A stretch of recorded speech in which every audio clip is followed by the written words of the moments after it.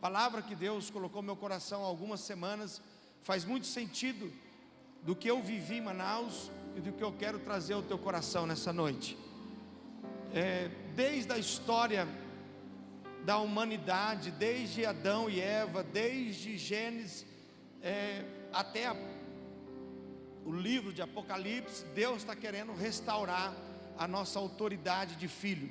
É claro que no Novo Testamento, os evangelhos vai contar a história de Jesus e vai dizer que Jesus trouxe a nós a salvação. Ele pagou o preço, Ele pagou a dívida que nos levaria para o inferno. Agora Ele pagou essa dívida na cruz do Calvário. Diga glória a Deus por isso. Mas quando Adão e Eva lá no jardim peca, desobedece, se rebela contra Deus, no sentido de não cumprir aquilo que Deus queria, eles perdem algumas coisas, algumas regalias, alguns privilégios. E uma das coisas que eles perdem é a autoridade. Diga autoridade. Eles pegam a autoridade de governar sobre todas as coisas. E o Papai do Céu, Ele quer restituir, e a todo custo. Você vai olhar para a história da Bíblia, Deus está tentando nos explicar para nossos dias de hoje, colocando homens e mulheres como exemplos para restaurar a nossa autoridade na terra, restaurar a nossa autoridade de filho, para governar sobre todas as coisas.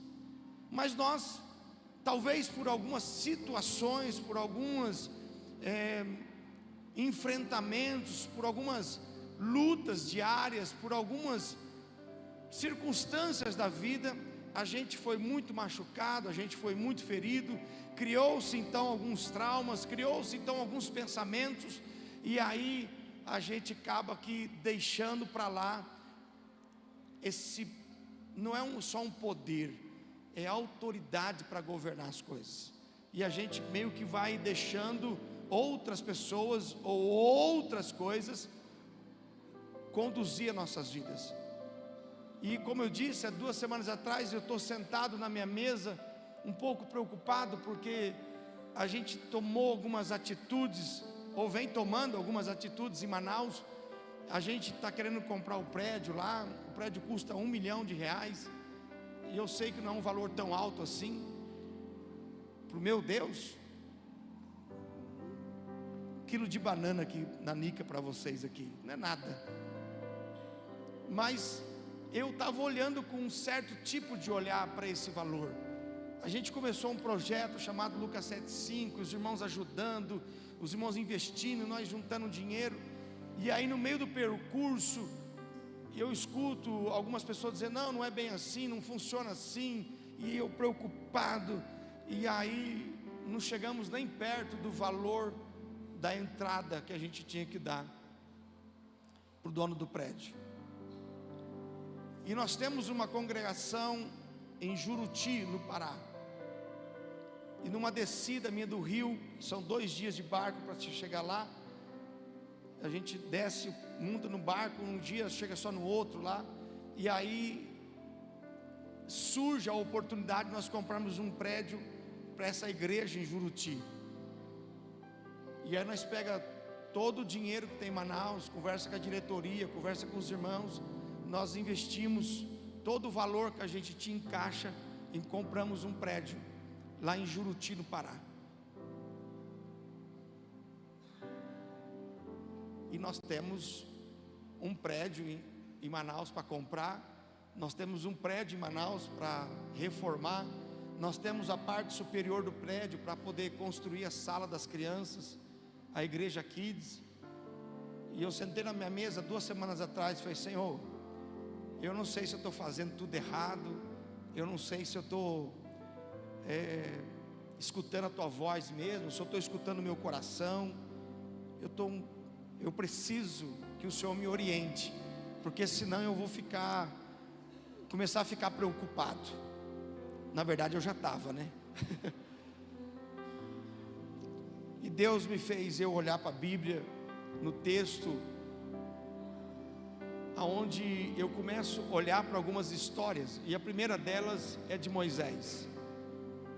E Deus começa a falar ao meu coração, que Deus não precisa de dinheiro para construir as coisas.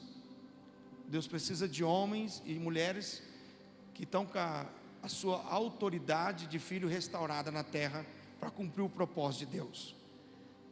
E eu disse: Senhor, então me explica melhor. E ele explicou. Moisés é um hebreu que está cativo no Egito, escravizado o seu povo no Egito há muitos anos. E Moisés, por um obséquio, por um acaso, Deus escolhe ele como o libertador do seu povo. Só que ele está agora escravo, ele nasce escravo, mas poucos dias ou poucas horas ele se torna o filho da filha de Faraó. Para Moisés está tudo bem, está tudo tranquilo, porque ele está comendo bem, está vivendo bem, está comendo da melhor comida, dormindo na melhor cama, fazendo tudo certinho, está tudo legal. Só que o propósito de Deus para Moisés não é esse, é esse. Você acha que o propósito de Deus para nós é a gente ter casa bonita, carro bom, trabalho bom, dinheiro no bolso? Você acha que o propósito de Deus é só isso para você? Diga a verdade, sim ou não? Não, não é. Moisés tinha tudo isso, os melhores carros, as melhores coisas, as melhores comidas Moisés estava tendo. Só que não era isso que Deus quer para ele. Então Deus leva ele para o deserto, porque Moisés não tem intimidade com Deus.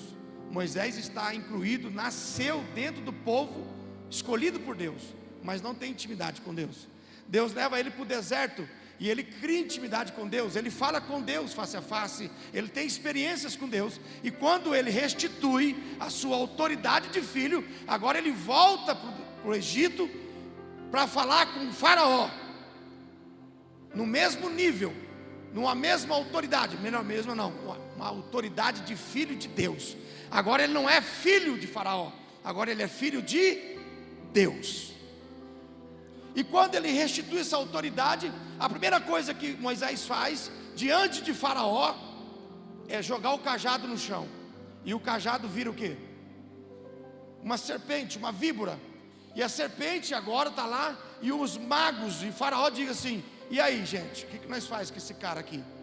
Os magos vêm também, transformam algumas cobras, colocam ali diante de Moisés algumas víboras. Só que a serpente de Moisés engole as serpentes dos magos, dos feiticeiros de Faraó, para dizer o seguinte: a autoridade do meu pai é maior do que a tua autoridade. Deus restabelece a autoridade de Moisés de filho, para poder libertar os demais filhos de Deus. Deus quer restaurar a tua autoridade, para você ajudar os demais irmãos, os demais familiares, as demais pessoas que estão à sua volta, a também restaurar as autoridades de filhos deles. Deus quer usar você como libertador, como restaurador de autoridade dos filhos de Deus nessa terra. A Bíblia diz que Ele levou sobre si as nossas dores, as nossas enfermidades, as nossas feridas. O castigo que nos trouxe a paz estava sobre Ele. Ele está restaurando a nossa autoridade de filho, porque não há doença que ficará em nós, porque no poder da palavra nós destruiremos todas as potestades do maligno. Sobre a nossa palavra, todo ser que vive obedecerá a ordem de um filho de Deus, porque Deus está restaurando a autoridade de filho sobre nossas vidas. Você pode dizer um amém em nome de Jesus? E Deus faz mais, Ele também levanta um jovem lá na Babilônia, chamado Daniel. Daniel é escolhido. Daniel também vai cativo para a Babilônia. Eu não sei se você sabe, mas tanto o Egito quanto a Babilônia representam o mundo. E Daniel sai da sua cidade, sai da sua parentela, sai do seu povo e vai para a Babilônia. E lá ele está sendo orquestrado, dirigido, chefiado por um rei chamado Nabucodonosor. E ele é convidado para sentar na mesa, ele é convidado para comer da comida do rei. Ele fala: não, não posso. Enquanto Moisés precisa ser levado para o deserto para poder ter experiência, para poder ter intimidade com Deus, Daniel já tinha. Daniel já era um jovem cheio de Deus. Tem muita gente que faz jejum, e eu quero me aproximar, eu quero viver isso que o pastor Valmir está vivendo. Já fui tocado, já, eu quero também viver esse jejum, eu quero fazer isso. E aí eu fico olhando assim. Só que Daniel é um homem que ora muito, de 3 em 3 horas, é um homem que jejua muito, mas ele precisa passar por algumas experiências, e Deus leva ele então a viver lá na Babilônia algo que ele nunca tinha vivido, porque ele começa a comer só a sua comida, porque ele ora a um Deus que não é o Deus do rei Nabucodonosor. Eles pegam Daniel e jogam Daniel aonde? Na cova? Na cova? A cova é dos leões até Daniel cair lá dentro, porque quando Daniel cai lá dentro, a cova não é dos leões, a cova é de Daniel. Porque quando um filho de Deus chega numa geografia, num ambiente, num lugar, quem domina, quem governa, quem tem autoridade é o filho de Deus, não é os leões. Daniel cai dentro da cova dos leões, e os leões fecham a boca, e os leões agora não comem carne, comem capim, comem terra, comem madeira, comem outra coisa, mas Daniel não, porque quem manda agora é Daniel. A autoridade de Daniel é estabelecida porque ele tem experiência com Deus, porque ele tem intimidade com Deus, porque ele busca Deus, porque ele vive a sua vida para Deus. E Deus restitui a autoridade de Daniel, e ele não governa só a cova, agora ele governa a Babilônia. A Babilônia está na mão de Daniel, o Egito está na mão de Moisés. Quer ver outra história bacana que Deus me fez ler e pesquisar e entender? Deus foi desenhando para mim, porque às vezes a gente é meio cabeçudo. Ele falou: Renato, você precisa restabelecer a autoridade que eu já dei para você. Você não precisa de um prédio para ser grande aqui em Manaus, mas se eu quiser dar um prédio grande para você, fica tranquilo, eu sou dono do ouro e da prata. Eu penso que Deus vai fazer de um jeito, Ele faz outro totalmente diferente. Eu penso que Deus vai usar uma pessoa e Deus usa outro totalmente diferente. Esther é levada para outro país como uma escrava. Esther não tem pai nem mãe. Esther é cuidada por um tio. Esther, na verdade o nome dela é Esther só depois que ela se torna rainha, porque o nome dela é Radassa. E Radassa, eu não sei se você sabe, também significa um arbusto, uma planta do deserto, uma pessoa sofrida, uma pessoa que luta para sobreviver, que sobrevive com muito pouco. Então essa é a rainha Esther, que é Radassa, que não tem pai nem mãe, que é criada pelo tio, que está em outro país, e que o rei Assuero agora chama todas as moças bonitas, todas as donzelas, porque ele não tem rainha, agora ele quer escolher uma, e ele coloca no seu harém um monte de jovem, e uma delas é uma judia chamada Radassa. E eu amo demais, não só entender o que Deus quer fazer, porque na vida de Moisés ele fez de um jeito, na de Daniel ele fez outra, na de Esther ela precisava entender uma coisa. Radassa, Esther precisava ouvir os homens e as mulheres que já tinham autoridade, para poder ela viver a autoridade. Nós precisamos, como homens e mulheres de Deus, entender que para Deus restabelecer a autoridade de filho nossa sobre a terra, para a gente governar sobre todas as coisas, nós precisamos se submeter a um homem e uma mulher de Deus que já conseguiu chegar aonde a gente quer chegar. E Radassa escuta o seu tio, vai lá, faz isso. Ela está no harém do rei, e tem lá o eunuco fala assim: não pede nada, vai na presença do rei, não pede nada, faz isso, faz isso, faz isso, faz isso. E ela é uma moça, não só bonita, não, diga assim, não só bonita, diga inteligente, sábia. Ela ouve a voz dos homens e das mulheres experientes, e ela faz tudo o que o eunuco pediu para fazer. E quando ela chega na oportunidade certa, Deus restabelece a autoridade de filha, e o rei estende o cetro sobre a vida dela, e ela não é mais a Radassa, ela não é mais uma das mulheres que está dentro do palácio, no harém do rei, não. Agora ela é a rainha Esther. Agora ela foi restaurada a autoridade dela, para ela ajudar o seu povo, a restaurar a autoridade deles também. Deus fez isso com Moisés, Deus fez isso com Daniel, Deus fez isso com Esther, Deus fez isso com José. Lembra de José do Egito? Não é José do Egito, é o Egito de José. Porque quando José cai dentro do Egito, o Egito não é mais do faraó, o Egito é de José. O faraó tira o anel do dedo dele e coloca no dedo de José e fala assim: o que você fizer, está feito. O que você falar, está falado. Conforme você falar, todo mundo aqui vai te obedecer. Porque aonde o Filho de Deus chega, aonde o Filho de Deus coloca os pés, aonde o Filho de Deus estende a sua mão, o governo da vida dele agora estabelece a terra. A voz de um Filho de Deus é autoridade sobre Novo Horizonte, é autoridade sobre o estado de São Paulo, é autoridade sobre o Brasil. Novo Horizonte não depende de um governo político, Novo Horizonte depende de uma igreja que se levanta. Novo Horizonte depende de um povo, de uma família, de um homem, de uma mulher de oração, que quando abrir a boca, até o inferno se estremece.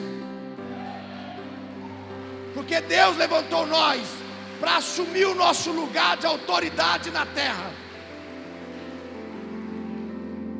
E eu levantei assim, eu sentei na cadeira, na minha mesa, para estudar, para ouvir Deus, e eu levantei um leão, meio magro ainda, meio capengando, mas levantei um leão.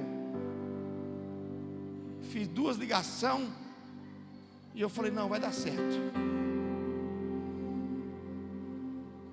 E Deus me fez eu entender que essa autoridade precisa ser restabelecida, porque senão a gente não vai conseguir chegar ou fazer aquilo que Deus quer fazer. Eu contei algumas histórias para você de homens e mulheres que se levantaram para ajudar, para levantar suas famílias, o seu povo. Deus quer fazer isso conosco também. No livro de Lucas, capítulo 19, se você conseguir acompanhar comigo aí.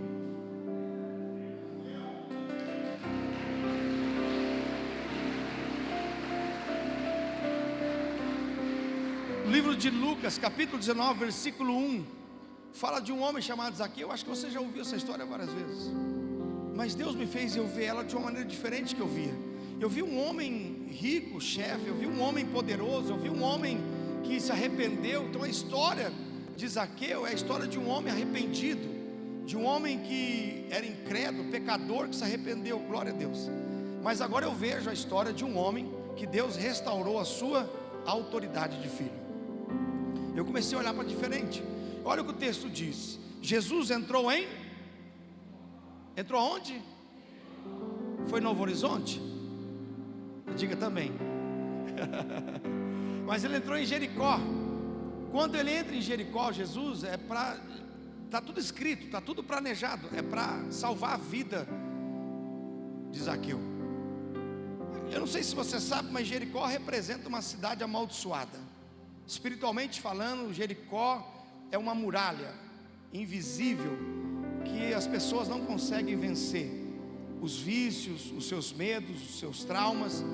E Jericó representa esse lugar da onde uma barreira invisível é criada e a gente não consegue, fica muito negativo, as coisas não funcionam, a gente não consegue vencer. Então a única maneira de você vencer os seus medos, os seus traumas, a sua mente negativa, a única maneira de você sair desse lugar, atravessar Jericó, vencer Jericó, é com Jesus. Levanta a sua mão direita assim. Se com Jesus eu consigo atravessar Jericó. Com Jesus você consegue vencer. Com Jesus você consegue atravessar Jericó. Jesus entra em Jericó e começou a atravessar a cidade. No versículo 2, havia ali um homem rico, diga rico. Havia ali um homem rico chamado Zaqueu, chefe dos... Bom, Zaqueu não precisava muito de Jesus, concorda comigo? Que a maioria das pessoas que são chefe e que são ricas, não quer saber muito de Jesus. São muito poucas as pessoas que entendem, Porque na verdade, nós, ser humano capitalista, principalmente nós que achamos que o dinheiro pode comprar todas as coisas, nós começamos a ficar melhorzinho de vida, daqui a pouco não tem tempo mais para ir para a igreja, porque o nosso carro não dá para ir para a igreja, agora nosso carro vai para a praia, nosso carro vai para o churrasco, nosso carro vai para o rancho que a gente comprou, nosso carro vai para qualquer outro lugar, menos para a igreja. Nosso carro, nossa vida, nosso dinheiro, quando a gente chefe, quando a gente começa a criar uma autoridade na terra, quando a gente começa a ser influente, porque Zaqueu tem uma autoridade, Zaqueu tem uma chefia, Zaqueu é um cara influente, mas mal resolvido. Nós estamos cheios de pessoas no mundo assim, com dinheiro, chefia, cargo, influência, mas mal resolvidas. E nós estamos vivendo um tempo em que tem milhões, trilhões de pessoas sendo influenciadas pelos influencers da internet, que não tem nada que oferecer. Costumo dizer que são as pessoas que não influem e não influem, que não servem para nada, mas tem milhões de pessoas, milhões de jovens seguindo essas pessoas. Zaqueu é esse camarada, ele tem uma certa influência, ele tem um poder, mas lhe falta a autoridade. Jesus atravessa a cidade para encontrar com ele. O texto diz, o versículo 3, ele queria ver Jesus, queria ver quem era Jesus, mas sendo de pequena, ele era o quê? Diga pequeno. Aqui representa a nossa vida espiritual. Muitos de nós estamos que nem Zaqueu, estamos resolvidos financeiramente, estamos resolvidos em algumas áreas da nossa vida, mas nós estamos espiritualmente pequenos, não conseguimos ver. Já ouvimos Jesus, já ouvimos falar de Jesus, já batizamos, já fomos para a igreja, já participamos de algum encontro, já fazemos alguma coisa, mas ainda nós não vimos Jesus face a face, não vimos Jesus cara a cara, não tivemos um encontro real com Jesus. Tem muitas pessoas que já ouviu falar de Jesus, mas não teve uma experiência concreta com Jesus, não sentiu Jesus, não usufruiu do poder, da graça, do favor de Jesus, não foi tomado pelo milagre, pela uma porção bendita, generosa de Jesus. Zaqueu é esse, uma árvore mais seca. Zaqueu é um camarada grande com os outros, mas pequeno diante de Jesus. Rico, chefe, mas pequeno. A estatura dele comprometia ele de ver Jesus. E por causa da pequena estatura não conseguia, por causa da... São duas coisas aqui que impedem Zaqueu de ver Jesus. A primeira coisa é o quê? Que ele é pequeno. A segunda aqui, diga multidão. Às vezes a gente não consegue ver Jesus, sabe por quê? Porque a gente se iguala, porque a gente fica fazendo coisas que a multidão faz. A gente só faz o que os outros estão fazendo, a gente só ouve o que os outros estão ouvindo, a gente só se lança diante do que os outros já se lançaram. Deixa eu falar uma coisa para você: se você quer viver algo novo, você precisa fazer coisas novas, fazer coisas que ninguém fez, se atirar, avançar, viver coisas que ninguém viveu, porque aí sim você vai ter um encontro com Jesus que ninguém ainda teve ainda. Zaqueu está com uma situação difícil, porque é pequeno e a multidão atrapalha ele de ver Jesus. O que está atrapalhando você de ver Jesus? Suas amizades? O que está atrapalhando você de ver Jesus? Sua família? Seu emprego? Seu dinheiro? O que está atrapalhando você? O seu passado? No caso de Zaqueu é isso também. O passado dele é muito podre. O passado de Zaqueu é horrível, tanto que a multidão, a estatura dele impedia ele de ver Jesus. Mas quando ele vê Jesus, a primeira coisa que acontece é que um monte de pessoas se levanta para acusar ele. Olha o versículo posterior. Assim correu diante e subiu em uma figueira, o quê? Uma figueira de espinhos. Mas pensa, um homem rico, pensa um camarada chefe dos publicanos, uma pessoa de respeito, uma pessoa, né, chique, porque rico é chique, é ou não é? Eu não sou rico, então não sei se é chique ou não. Mas assim, eu imagino que as pessoas ricas não se dariam o trabalho de subir numa árvore no meio da multidão, no meio da rua. E aqui Zaqueu sobe numa árvore para ver Jesus. Ele coloca de lado a sua autoridade, a sua influência, o seu poder, a sua fama, quem ele era de verdade, para ver Jesus. Você é capaz, você consegue colocar de lado algumas coisas para realmente colocar Jesus em primeiro lugar na tua vida? Pois Jesus estava prestes a passar por ali. Aí Jesus passa. O versículo 5 diz assim: quando Jesus chegou àquele lugar, olhou para, diga, para cima. Você quer que Jesus veja você? Você quer que Jesus veja a sua família? Você quer que Jesus veja o seu filho? Você quer que Jesus mude a tua sorte? Você quer que Jesus mude a situação da tua casa? Você quer que Jesus mude a tua vida financeira? Você quer que Jesus salve alguém? Se permita ser visível. Suba o mais alto que você puder, de encontro com Jesus. Porque tem pessoas que querem o favor de Jesus, mas em vez de ir ao encontro de Jesus, corre para mais longe dele. Zaqueu aqui é rico, é chefe, mas ele quer ver, ele precisa de algo que só Jesus pode dar para ele. Então ele sobe, diga sobe. Ele se torna visível. E Jesus, quando olha para cima, meu irmão, a Bíblia diz no Salmo assim: olharei para o monte, de onde virá o meu socorro vem do Senhor, que fez os céus. Para onde você tem que olhar? Para onde você tem que olhar? Para cima.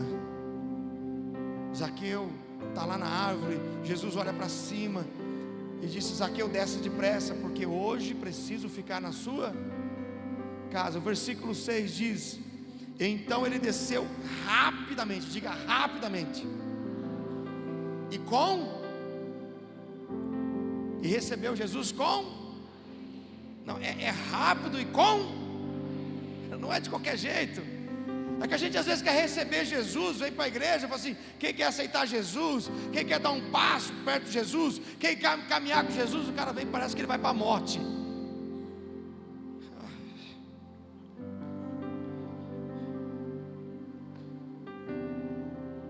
Parece que o cara está indo para destruir a vida dele.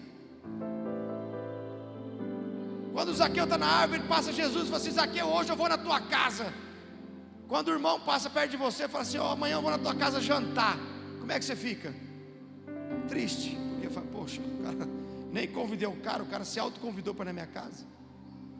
Jesus se autoconvidou para ir na casa de Zaqueu. Falou: eu vou na tua casa hoje, vou ficar contigo. Ele desce rapidamente, com muita alegria, e fala assim: uau, então vamos para lá então. O versículo 7 diz: e todo o povo, diga todo o povo, não foi 6, não foi 5, não foi 10, foi todo o povo, diga todo, falou mal de Jesus e de Zaqueu, mas desceu o sarrafo. Alguém aqui na cidade fala mal do prefeito? O prefeito está aqui, pelo amor de Deus. Alguém fala mal do vereador aqui? Ninguém fala mal do Novo Horizontino não, né? Do técnico do Novo Horizontino ninguém fala mal. Não, né? Time bom. Foi Zaqueu tomou a decisão de andar com Jesus. Todo o povo falou mal dele. Você acha que ia ser diferente com você? Você acha que quando você tomou a decisão de caminhar com Jesus, as pessoas iam falar: nossa, que bom, que maravilha, olha, deixou a bebida, deixou as drogas, deixou de bater na mãe, deixou de brigar com o pai, deixou de dar rasteira nos amigos, de trair as pessoas, deixou de ser mal pagador. Agora está andando com Jesus. Olha, glória a Deus. Você acha que as pessoas vão falar isso de você? Não. Quando a gente faz alguma coisa para Jesus, quando a gente faz alguma coisa para a igreja, as pessoas criticam, sim ou não? Exagero, para que isso? Começou a ficar fanático. Olha, vai para a igreja 3 vezes por semana, para que isso? Ficou idiota agora. Não é assim que as pessoas falam da gente? Mas foi a melhor coisa que eu fiz na minha vida. Quando Jesus olhou para mim e disse: desce da árvore, Renato, eu desci correndo, porque era a única coisa que eu tinha que fazer na minha vida. Jesus falou: eu vou na tua casa hoje. Eu falei: Jesus, só tem água na geladeira. Ele falou: não tem problema, eu vou lá. E ele fez o que ele fez com Zaqueu na minha vida. Ele sabia o tanto que eu tinha pecado. Ele sabia o quanto eu era terrivelmente um pecador. E Ele sabe exatamente quais foram as suas quedas. Jesus sabe exatamente aonde você caiu, quais são os seus erros. E tem erros que você não contou para ninguém, que ninguém viu, que ninguém nem sabe. Mas Jesus sabe. E até esses erros, até essas quedas, até essas situações, Jesus hoje está perdoando você. Hoje Jesus está restaurando a tua autoridade de filho, para você governar a tua vida, para você governar a tua casa, para você governar as tuas finanças, para você governar a tua cidade, para você governar a vida de outras pessoas e trazer elas para a luz da presença de Deus. Jesus quer usar você para tirar as pessoas das trevas, para tirar as pessoas do inferno, para tirar as pessoas da pobreza, da miséria, e trazer elas para a igreja, para a casa de Deus, e elas serem transformadas pela glória de Deus.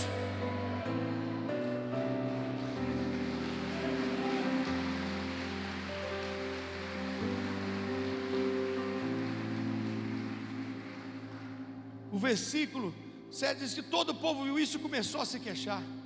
O povo começou a falar mal de Jesus, falar mal de Zaqueu. Aliás, falar mal de Zaqueu não, porque eles já falavam. Zaqueu era um pervertido, um pecador, um ladrão. E ele se hospedou na casa de um. O povo falava: como é que ele pode hospedar na casa de um pecador? O versículo 8 diz: Zaqueu, porém, levantou-se e disse ao Senhor: olha, Senhor, darei a metade dos meus bens aos pobres, e se alguém extorquir alguma coisa, devolverei 4 vezes mais. Esse texto não está dizendo que a gente, quando peca, vai conseguir restabelecer o prejuízo, ou até mesmo as coisas ruins que a gente fez. Mas esse texto de Zaqueu, a história de Zaqueu é uma história fatídica, uma história original de um arrependimento genuíno, de alguém que se arrependeu. A Bíblia deixou isso aqui para a gente fazer assim: quer arrepender? É isso aqui. Isso aqui é arrependimento sincero, genuíno. Mas o que acontece aqui, que eu talvez não tinha percebido, porque parece que o arrependimento só gera salvação. A salvação nós já conquistamos, sim ou não? A Bíblia diz: aquele que crer e for batizado será, diga crer, ser salvo, será foi salvo. Está tudo ok. Mas aí a gente vive como salvo, vive como alguém liberto, mas não tem autoridade, não vive toda a bondade de Deus, porque a gente não tomou posse da salvação, tomou posse de um cargo na igreja, tomou posse de algo na nossa vida, tomou posse de alguma coisa, está vivendo algo, mas lhe falta outras coisas. E a Bíblia diz que Jesus disse para Zaqueu, versículo 9, Jesus disse: hoje houve, diga, salvação, porque Zaqueu tinha crido de todo o coração e tinha se arrependido. Mas o texto diz assim: porque este homem também é o quê? Então, quando Jesus fala para Zaqueu: hoje houve salvação nessa, Está dizendo para Zaqueu: se arrependeu, você creu, agora você é salvo. Mas ele continua, porque este homem também é filho de... E quais são as bênçãos de Abraão? Que nós governaríamos a terra. Abraão é o pai da... Pai do quê? Se nós somos filhos de Abraão, nós somos o quê? Também nós temos fé. E nós vamos viver coisas extraordinárias. Porque o texto que o pastor leu agora há pouco também, e toda a história, o culto parece estar discorrendo em respeito disso, que Deus quer restabelecer a nossa autoridade de filho. Jesus disse: eu fiz muitas maravilhas, mas vós farão maiores. Jesus morre, não é só para estabelecer a salvação sobre nossa vida. Jesus morre, paga um preço para restabelecer a nossa autoridade de filho. A palavra nossa tem, diga, poder. A Bíblia diz que se uma mãe amaldiçoar um filho, ele é, mas se ela abençoar, ele é abençoado. A Bíblia diz que se você falar, se você declarar, meu irmão, fica de pé em nome de Jesus. Eu queria usar isso nessa noite com você. Eu queria dizer para você nessa noite que não há nada nessa terra, nessa vida, nem no teu passado, nem no teu presente, nem no teu futuro, que pode tirar a autoridade de você, de filho sobre essa terra. Deus quer usar você para usufruir de tudo que Ele fez nessa terra. Há um chamado para a tua vida, há algo específico para a tua vida, dominar, governar e ter autoridade sobre essa terra. E você precisa tomar posse. Então levanta a sua mão direita assim, que não é só de rendição, mas é também de algo que você precisa tomar posse, para você também usar para compartilhar. Pastor Domingo falou uma coisa muito interessante, pastor, ficou gravado no meu coração. Ele disse que a gente tem que receber, celebrar e repartir. Esse é o papel de alguém que tem autoridade de filho na terra. Porque quando a gente só recebe, só celebra e não compartilha, a gente não é filho, a gente é sanguessuga. Deus chamou você não é para ser um sanguessuga, Deus chamou você para ser um filho que estabelece a ordem sobre o caos. Deus chamou você não é para ser um profeta do caos, é para ser um profeta das boas novas do reino de Deus na terra. Levanta sua mão direita assim em nome de Jesus e toma posse de filho que você é. Toma posse sobre a tua palavra. Para de reclamar, para de contar mentira, para de viver algo mesquinho, pequeno. Começa a usar a tua palavra na tua casa, no teu trabalho, na tua empresa, na tua vida, na tua família, sobre os teus filhos. Começa a declarar as bênçãos do Senhor. E Deus disse que você possuiria e comeria o melhor dessa terra. Deus está usando você nessa noite para restabelecer a vida das famílias de Novo Horizonte. Deus vai usar você para usar a tua boca para restabelecer a vida de muitos homens e muitas mulheres dessa cidade. Deus te use poderosamente em nome de Jesus.